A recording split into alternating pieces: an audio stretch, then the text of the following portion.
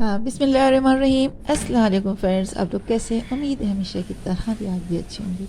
अभी मैं आपके साथ किचन में कोई रेसिपी तो नहीं शेयर कर रही, लेकिन मैं आज जो है साफ़ कर रही थी, तो मैंने सोचा कि मैं आपके साथ भी शेयर कर दूँ कि मैं किचन में सुबह किस तरह साफ़ करती हूँ। और बस मेरी दुआ है अल्लाह ताला से आप लोग जहाँ भी हों सेहतमंद ज़िंदगी हो, खुशबाश हों, तमाम परेशानी से दूर हों। या अल्लाह जो जहाँ भी घर में है बाहर है सबको माल और जान की हिफाजत फरमा दीजिएगा और तमाम कारोबार में बरकत फरमा दीजिएगा। या अल्लाह हम सब पर अपना रहम फरमा दीजिए।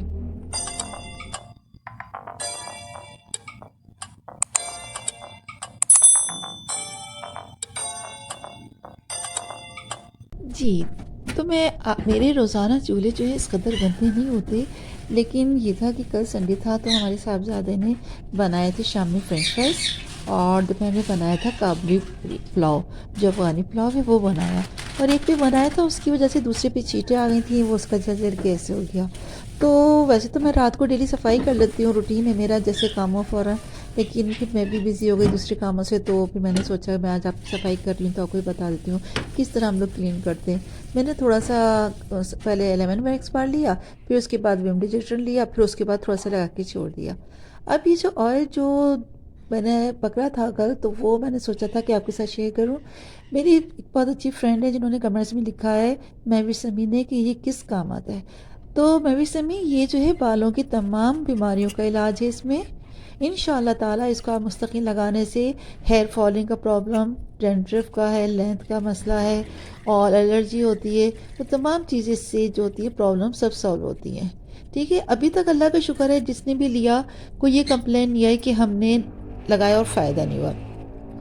तो क्योंकि ये जड़ी बूटियों का है और मैं खुद बनाती हूँ, कोई इसमें आर्टिफिशियल चीज़ नहीं डाली, मेहनत होती है, टाइम लगता है, लेकिन अल्हम्दुलिल्लाह इसका रिज़ल्ट अच्छा है। और आपने ये भी पूछा था कि आप सेल करती हैं, तो मैंने मैं भी सभी मैं सेल करती हूँ। इसके अलावा मुल्तान से भी किसी ने पूछा था, पेशावर से और सियालकोट से भी बीबी आमना, बीबी फातिमा और सगर फातिमा का फ़ोन आया, तो उनके लिए भी मैंने कहा कि उनको भी बता दूँ ये तमाम बालों की बीमारियों का इलाज है।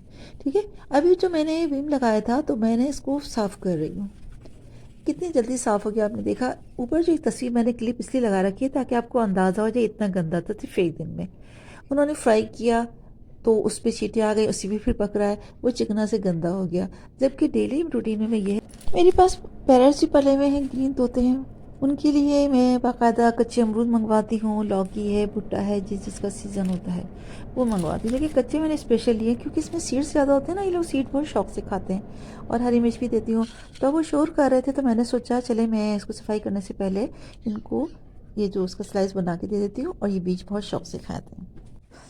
मैंने इसको सर्फ जो रखा हुआ था साबुन से था, उसको पहले मैं सॉफ्ट कपड़े से साफ कर रही हूँ। उसके बाद अच्छी तरह गीला कपड़े करूँगी, उससे वाइप करूँगी, फिर दोबारा ड्राई कर लूँगी। इसी तरह ऊपर का कवर है वो भी साफ कर लेती हूँ। और ये देखिए शाइनिंग कितनी आ गई है, मतलब कितना काला हो गया था सिर्फ एक दिन में। क्योंकि डेली हम लोग साफ़ करते हैं ना तो बिल्कुल न्यू हो जाता है। अभी समझ लीजिए ये जो मेरा ओवन है तकरीबन 10 साल से ज़्यादा का, 11-12 साल हो गए, लेकिन शाइन कितना कर रहा है। इसकी हर चीज़ सॉफ्ट रही है, नीचे के जो डोर है ओवन के वो भी साफ, ये देखिए कितना शाइन हो गया। तो ये डेली रूटीन में करना चाहिए।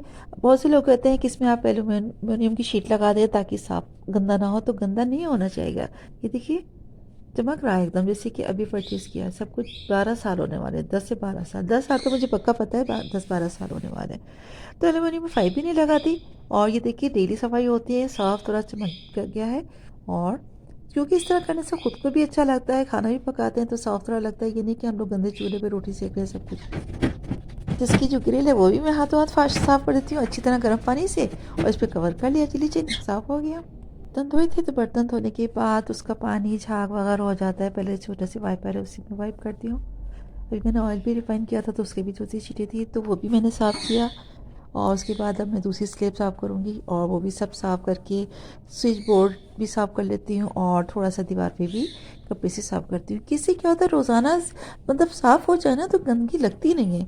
ये नहीं हर बार शाइन होता है, ये नहीं लगता भाई आज गेस्ट आएंगे तो हम साफ़ करें, या ईद आ रही है तो साफ़ करो, बकरीद आ रही है तो साफ़ करो, मेहमान आ रहे हैं, ईद ये कोई फंक्शन है, तो ये हमें चाहिए अपनी डेली रूटीन में शामिल करें। तो हर वक्त किचन साफ रहता है इस तरह, और ख़ुद का भी अच्छा लगता है, सुकून सुकून, रिलैक्स रिलैक्स। तो बस अब यहाँ का तो हो गया, अब मुझे जाना है उस साइड पर। तो लीजिए अब ये एक साइड पे रह गया। अब ये बोर्ड वगैरह जो मसाला वगैरह पीसते हैं, थोड़ा थोड़ा दीवार पे हल्की हल्की छींटें कुछ आ जाती हैं, ये मेरी डेली रूटीन में शामिल है। अब ज़रूरी नहीं कि स्विच बोर्ड गंदे हों और दीवारें गंदी हों चींटों से तो तभी हम सफाई करें, बल्कि जब सुबह रोज़ाना उठते हैं, सबसे ज़्यादा सुबह जब हम उठते हैं, नाश्ता वाश्ता बनाया, सब कुछ हुआ, किचन के बर्तन धोए, उसके बाद ओवन साफ़ किया, स्लेब साफ़ की, स्विच बोर्ड साफ़ कर लिया, थोड़ा थोड़ा था छीट तो वो भी साफ़ हो गया। लीजिए ठीक है, अब देखिए साफ़ रहा है, नीट एंड क्लीन है, ये देखिए कितना शाइन कर रहा है, बिल्कुल साफ़ हो गया। ये वाला पोर्शन यहाँ तक कंप्लीट हो गया, ये भी साफ़ कर दिया मैंने, अभी आपको दिखाया था ओवन भी साफ़ हो गया पूरा।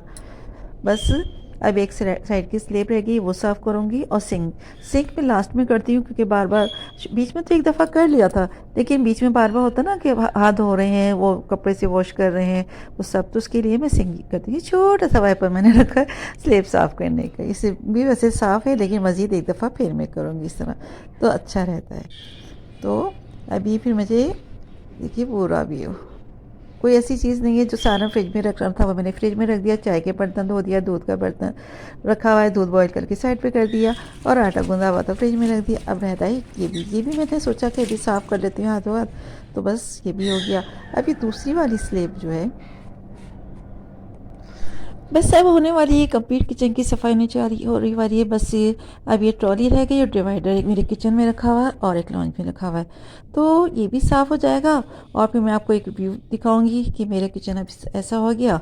तो आप भी बताइएगा आज की मेरा वीडियो कैसी लगी, और अगर अच्छी लगी तो बताइएगा। अगर आप मेरे चैनल पर नए हैं तो आप सब्सक्राइब कर लीजिएगा, ताकि आपको नई नई वीडियो पता चलते जाएं। और हाँ, एक मेरी फ्रेंड ने मैसेज दिया था, मेरी यूट्यूब के फ्रेंड ने कहा था कि आप जो ऑयल बनाती हैं इसमें क्या क्या चीज़ें शामिल होती हैं। तो अब जब मैं नेक्स्ट डे बनाऊंगी, तो जब मैं हर्ब्स लेकर आऊँगी तो मैं आपको कंप्लीट बता दूंगी कि इसका क्या प्रोसीजर है, किस तरीके से बनता है, क्या क्या शामिल किया जाता है, क्या है। तो इसलिए लिहाजा आप मेरे चैनल पे हर वक्त एक्टिव रहिएगा, वो वीडियो देखिएगा और चैनल को सब्सक्राइब करिएगा और ज़रूर शेयर करिएगा। अगर मेरे वीडियो अच्छी लगी तो एक क्लिक ज़रूर पे टिक कर दीजिएगा। तो आपको वीडियो देखने का बहुत बहुत शुक्रिया। आज सुबह सुबह हमने आपको दिखा दिया अपने घर का किचन की सफाई, ठीक है। तो आप भी बताइएगा, बस किचन के ओवन चूल्हे सबका ख्याल रखिए। ये देखिए साफ़ हो गया सब कुछ, कोई मेरे किचन में कोई ऐसी फैंसी चीज़ नहीं है, लेकिन साफ़ होनी चाहिए। अच्छा, अब इजाज़त दीजिएगा, इंशाअल्लाह ताला फिर हाजिर होंगे। अल्लाह हाफिज़।